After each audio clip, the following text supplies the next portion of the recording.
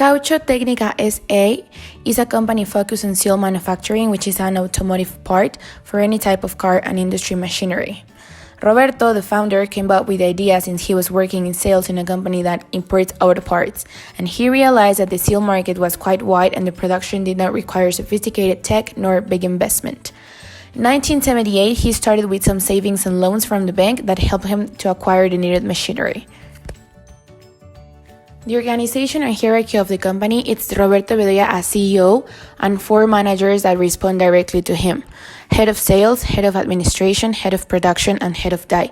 Each of them has their own responsibility in the company and make all the production process have a great and satisfactory result.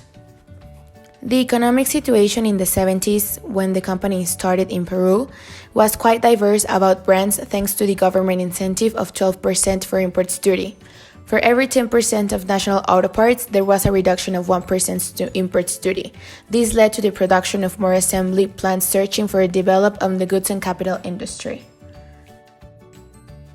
We will be analyzing 3 different problematics. Problematic A, the economic situation of local market, is a change of regime. Eventually, the company started to focus on the local market only. However, the shortage of foreign exchange lowered the demand of the assemblers for vehicles and seals. Caucho Técnica started to decrease the production and personnel to answer the low demand, and the production level was at 35%. Companies were closed, the country was in crisis, and inflation exceeded 900%. Problematic B, deal with Venezuela. A group of Venezuelans came looking for Roberto to offer him a business, the most important order so far with value higher than $2 million. In order to accomplish the order, he needed to sacrifice local market share.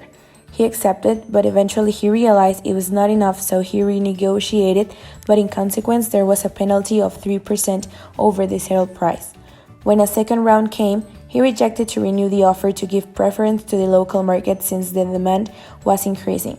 Unfortunately, after 1 year, the economic situation changed and had to reduce production and labor force. Problematic C, Bolivia and Ecuador. Caucho began to export since 1981 to Bolivia, Ecuador, and Venezuela, but in 1983 the issues started. With Bolivia, the international metal prices hit their economy, restricting their consumption of imported products. With Ecuador, a demographic issue. They are quite nationalist and refuse to buy any Peruvian product.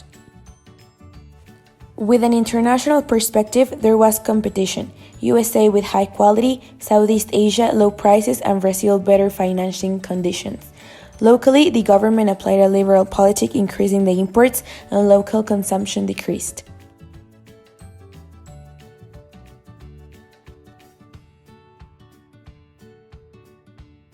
What Mr. Bedoya have done better?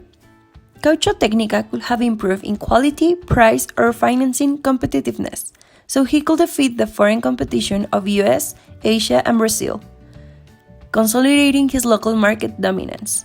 Moreover, he should have increased his stock and sending to Venezuela, Ecuador, and Colombia.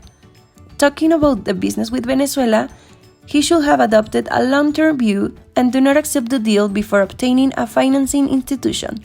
Plus, renegotiating the quantities of lots before accepting the responsibility.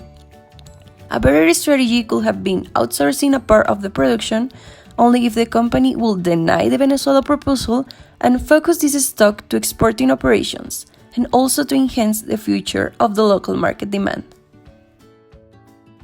What could Mr. Bedoya do better in the future? First of all, do some market research in order to see which countries are vehicle manufacturers with potential to buy his seals. Take advantage of already existing free trade agreements with other countries to export. Diversify the client portfolio. Look forward to specialize into European and American brands such as Renault, Fiat, Volkswagen, Ford, and General Motors. Make a competitive advantage through adapting the product to customer requirements. And finally, start establishing long-term objectives that allows the company to act with greater diligence. Thank you, everyone. We look forward to hear your questions.